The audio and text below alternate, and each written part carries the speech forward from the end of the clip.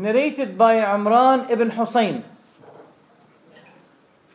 that a Yemeni delegation came to the Prophet ﷺ and said to him, Ya Rasulullah, أخبرنا عن هذا الأمر. Tell us about this matter, this matter. What is that matter? 7 heavens and the earth. 7 heavens and the earth. The Prophet ﷺ welcomed them in his beautiful, marvelous way of welcoming. He said, أقبلوا البشرى. He was giving them good news. Come. Then they asked him about this matter. Then he said, عليه الصلاة والسلام, كان الله ولم يكن شيء قبله وكان عرشه على الماء. Allah was when there was nothing before him, and his throne was on the water. I want you to be very attentive to every single word of the hadith because it's very important. The Prophet said, Allah was while there was nothing before him, and his throne was on the water.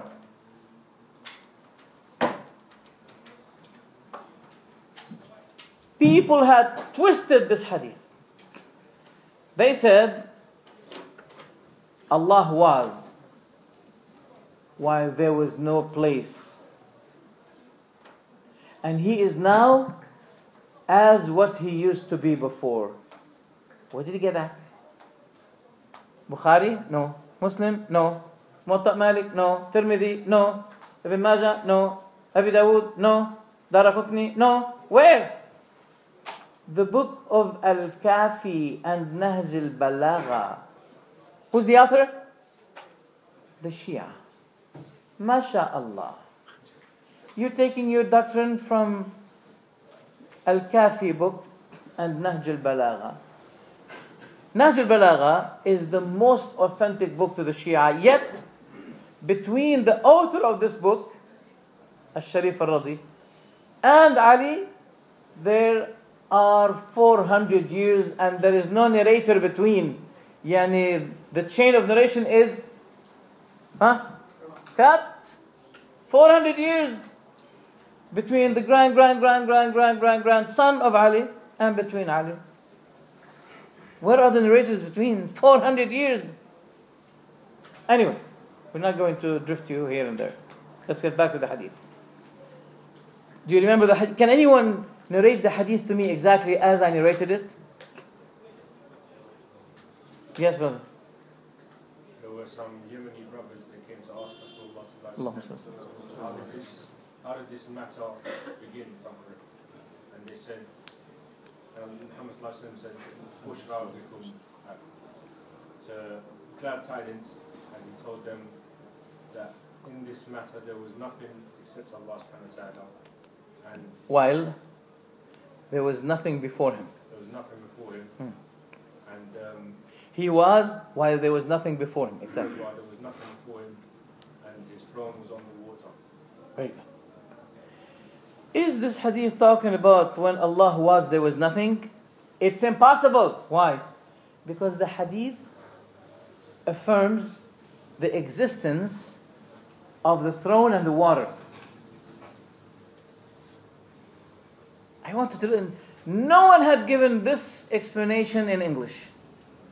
And I'm afraid you won't. I hope inshallah they will be. You will be inshallah someday. May Allah make you better than tens of me. Okay? The hadith makes it clear that when the Prophet was talking about Allah was, and while there was nothing before him, what did he say? And his throne was over the water. So the hadith affirms the existence at that time of a throne and water. When they use this hadith to say that when Allah was, there was nothing, and they quote this hadith, they're playing a game which you may not perceive. So you can contradict them by saying to them, no, the hadith says that there was throne and water. Now, the important point here. This hadith narrated in Bukhari. But there was 3 utterances for the hadith. One, كان الله ولم يكن شيء قبله. Another narration, كان الله ولم يكن شيء معه, with him. Sorry, astaghfirullah. Another narration, كان الله ولم يكن شيء غيره. Allah was while there was nothing else. So 3 utterances. Before, with, else. Allah was while there was nothing before him. Allah was while there was nothing with him. Allah was while there was no one or nothing else except him. The event had taken place one time. The delegation did not come 3 times. So why do we have 3 utterances? There are 3 narrators that took it from Umran ibn Husayn. One of them had taken this hadith verbally, word for word. The other 2 took it by the meaning, not verbally. Which is the correct one? Yeah, which is word for word, which is before him. Not no one else with him, not with him.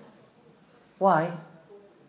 Because this before him, it goes in accordance with the Quran, with the hadith of Rasulullah, who said, أنت الأول فليس قبلك شيء. You are the first upon whom there is nothing before you. وأنت الآخر فليس. Okay. And you are the last, wherein there is no one after you. This is the hadith. So I want you to remember this. That these 3 utterances, 2 were taken from Umran ibn Husayn by meaning. That's why they do not they don't go in accordance with the 3rd one, which is قَبْلَكَ شَيْءٍ, nothing before you.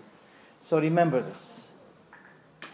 And if they said Allah who's existed, etc., etc., we say to them, we don't need that.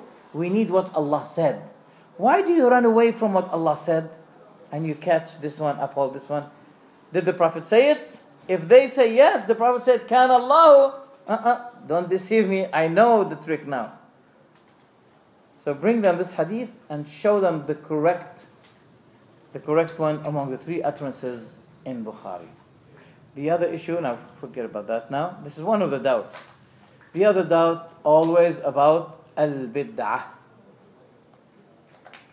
That bid'ah can be divided into 2 categories.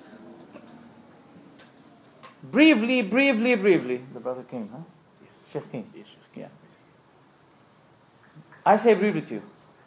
The Prophet ﷺ said, كل بدعة, very good. وكل ضلالة في النار. Okay. They say, but every bid'ah. No, not every. Wait a minute. You need to be given a slap on the face.